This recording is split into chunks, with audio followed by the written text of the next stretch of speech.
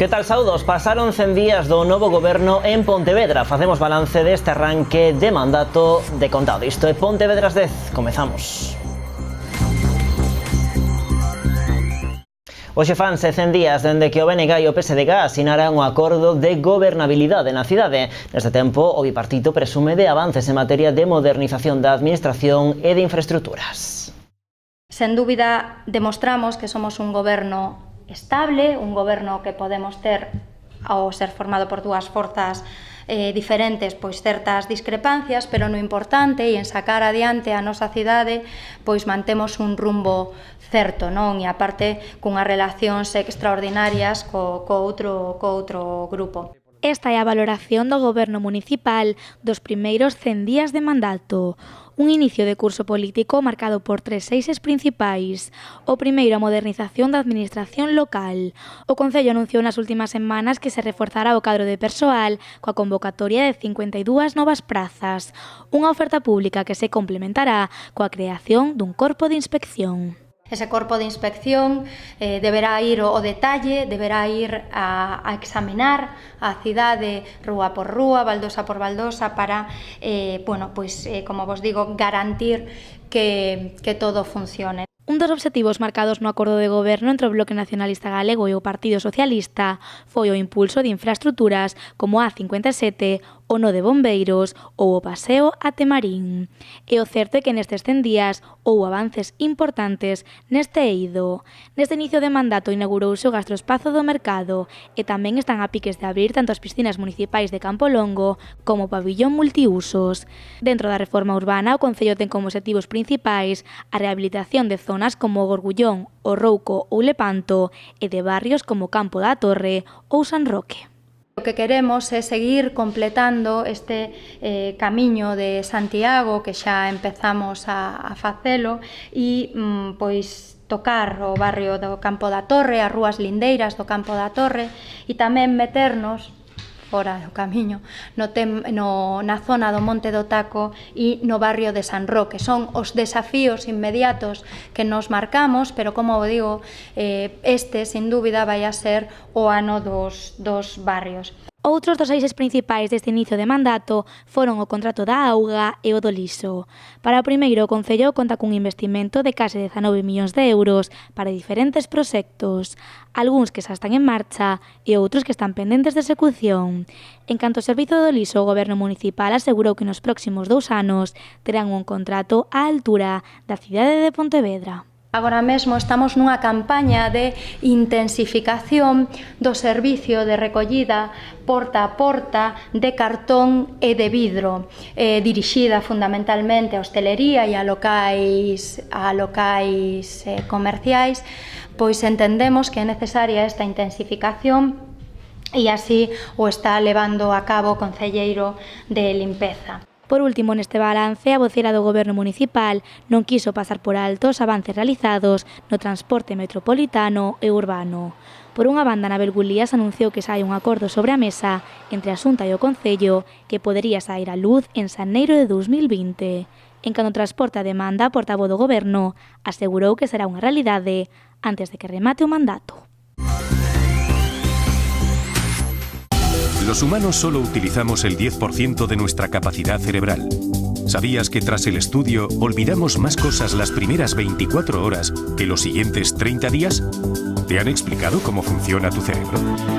¿Sabías que reduciendo un poco la frecuencia en que trabaja se duplica tu capacidad de memorización? ¿Qué harías si pudieses memorizar el doble de rápido? Decide tu éxito. Estudiar es fácil. Nosotros te enseñamos. Instituto de Neurociencia y Alto Rendimiento. Reserva tu plaza.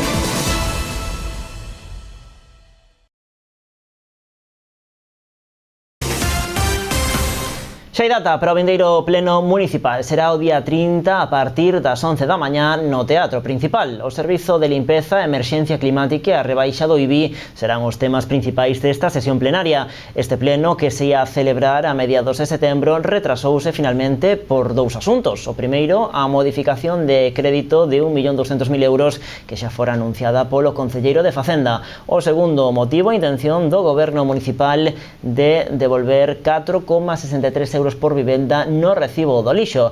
O Concello aprobou esta mañá os informes técnicos que requiría esta bonificación e o documento será levado para a súa aprobación a esta sesión plenaria. Unha sesión na que o Partido Popular levará 3 mocións. A primeira ten que ver coa rebaixa do IBI, a segunda co servizo de lixo e a terceira co mercado de antigüidades da Rúa Serra.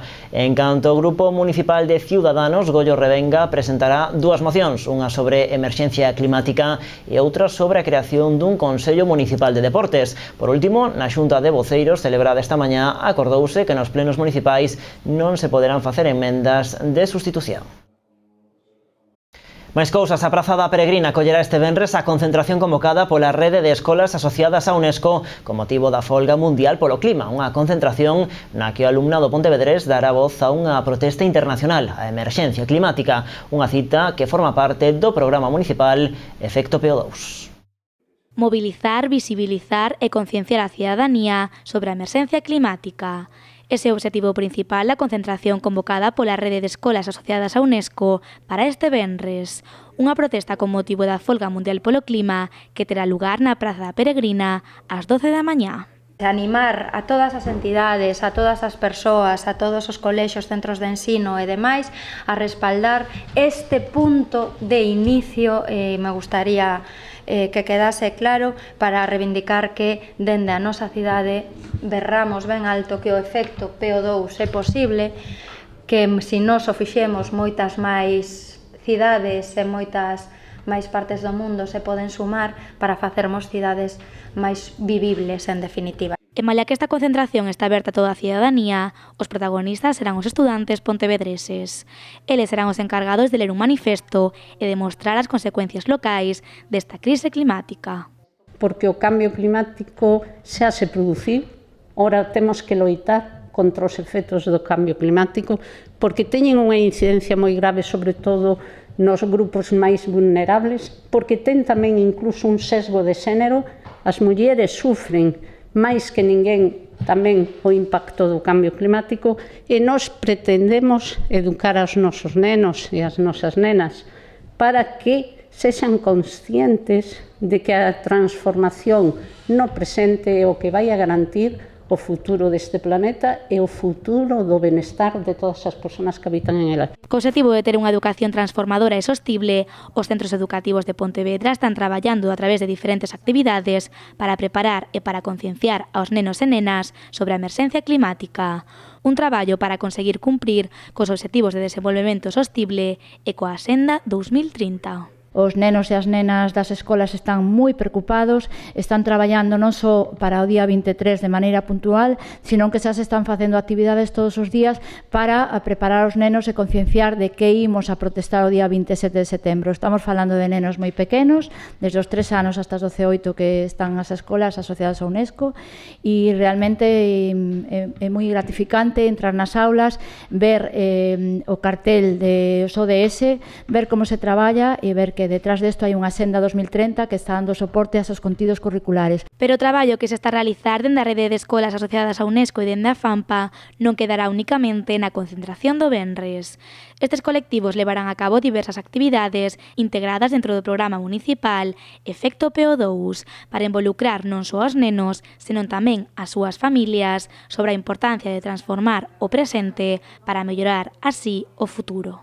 Xogarse a vida para coller un autobús ou para ir á praia, iso é o que sofren cada día os veciños de Chancelas. O motivo, a falta de semáforos e de pasos de peóns nunha vía pola que pasan preto de 24.000 vehículos ao día. Unha situación insostible, din, que deixou xa 5 mortos nos últimos anos. Isto é o que teñen que facer diariamente os veciños de Chancelas, sortear os vehículos para poder cruzar esta vía. Unha estrada PO 308 pola que pasan preto de 24.000 vehículos diarios e pola que está permitido circular a unha velocidade de 70 km/h. O día a día é que os papás temos que baixar con nenos de 6 anos hasta 10 para cruzalos, temos que baixar despois tamén cos maiores, porque tampouco te fías, ainda que son nenos de 12 anos e 13 anos, tampouco nos fiamos. Non nos fiamos de que eles crucen solos a carretera porque é moi peligrosa, moi peligrosa. Como podes ver, están pasando coches continuamente. A A falta de medidas de seguridade e a elevada sinistralidade levaron aos veciños a presentar 2 escritos, un ante a Xunta de Galicia e outro no Concello de Poio. En ambos solicitaron con carácter urxente o pintado dun paso de peóns nesta zona. Aquí en Chancelas o que solicitamos é un paso de peóns, porque desde Conbarro a Canteira hasta Raxó non hai ningún paso de peatóns en Chancelas. Pedimos unha reducción de velocidade, semáforo. Pedimos que cando fagan as sendas por aquí que o pensen ben, porque que non nos complican tampouco a vida aos veciños. Estamos moi contentos de que as fagan, pero temos un problema moi gordo, que é o problema dos aparcamientos. Temos en zonas que hai veciños que abren a porta, se topan xa casi con unha bicicleta ou con un coche, que teñan en conta esas cousiñas, non? E sobre todo a seguridade vial, que non temos ninguna seguridade vial, ninguna. E por parte do Concello, si, nos recibiron, nos enseñaron o proxecto, porque a Xunta non sabíamos nada do proxecto da Xunta, destas sendas, e o Concello nos recibeu, nos enseñou como estaba isto, e, home, mostran colaboradores, pero ainda teñen que ser máis. Nos gustaría que traballaran con nós, ao noso lado. Esta é unha demanda histórica por parte dos veciños de Chancelas, pero a situación agravouse tras o atropelo dun rapaz este mesmo ano. Tuvemos un atropelo dun neno no mes de julio. Aí tomamos a decisión, porque isto levamos toda a vida pedindo. Aquí hubo 5 mortes nesta carretera, nun tramo de 200 metros. Hubo 5 mortes, varios atropelos, varios accidentes, con danos. De feito, no mes de agosto hubo un accidente na zona de Alá. A nosa situación é que non temos seguridade vial ninguna. O colectivo de Chancelas realizou diversas manifestacións este mesmo ano reclamando medidas de seguridade vial e os veciños non descartan volver a sair á rúa, xa que non están dispostos a seguir poñendo en perigo as súas vidas. En páxina deportiva, Pontevedra acollerá no mes de novembro un dos maiores congresos de ciencias do deporte de España, o Sportis, un evento no que se agarda a asistencia de 300 persoas interesadas no mundo da saúde e da educación física, unha cita que ademais creará emprego e xerará actividade económica na cidade. Isto é unha das competencias que o Concello ten para xenerar actividade económica, xenerar emprego e, polo tanto, mellorar a calidade de vida dos veciños e veciños de Pontevedra e promocionar a cidade. Entón, vou a facer referencia, non sei, nos próximos tempos, probablemente a estas cuestións. O Congreso de Saúde e Deporte xenera emprego en Pontevedra. E é unha competencia do Concello de Pontevedra, que se faxa ou se molesta en aportar instalacións para eso, aportación económica tamén, para que sea posible. Salientar que vanse abordar temas de gran actualidade e preocupación pola sociedade. Na área da educación física vamos a falar de innovación en educación física. Estas conferencias están destinadas principalmente ao profesorado que imparte docencia nesta área en todos os niveis e etapas educativas. Falarase tamén de gamificación na aula, de rendemento académico e práctica de exercicio físico e tamén do traballo de valores, ética e moral a través do deporte. O Congreso Internacional de Ciencias do Deporte e a Saúde celebrarase no Pazo da Cultura o 8 e 9 de novembro. Nela haberá 16 conferencias de profesionais de toda España. Ademais, esta cita contará coa participación de poñentes de Alemaña ou Portugal. No evento haberá tamén máis de 100 exposicións de traballos de investigación relacionados co mundo da educación física, da saúde, dos deportes e do rendemento e da nutrición deportiva. A organización agarda que asistan a esta 15ª edición preto de 300 persoas. As inscripcións poden facerse na web sportis.es ata o día 27 de outubro. Ademais, os estudantes, os desempregados, os técnicos deportivos federados e os colexiados en educación física contarán con importantes descontos. Chegamos así ao remate deste Pontevedras desde hoxe. A actualidade continúa en canalriasbaixas.com e tamén nas nosas redes sociais. De contado chega a información do tempo, que xa, por certo, chegou o outono. Vémonos mañá. Adeus.